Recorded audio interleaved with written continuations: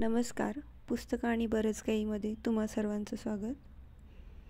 जगामध्ये स्त्रियांइतकं मत्सरी कुणी नसतं, असं समाज जाता येता मानत आलाय. हे जितक्या प्रमाणात खरं आहे तितक्याच प्रमाणात तिच्या इतकी सहनशक्तीही पुरुषांजवळ नसते, हेही खरं आहे. स्त्री चिवटही असते आणि लवचिकही असते. जेवढी नाजूक तेवढी कठोर.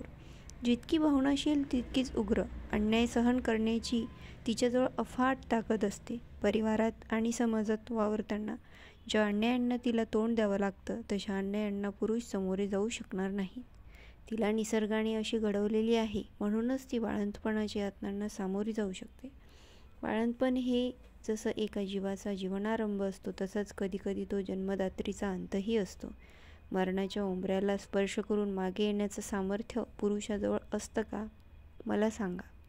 पुस्तक वपुर्झा, पान नंबर 192.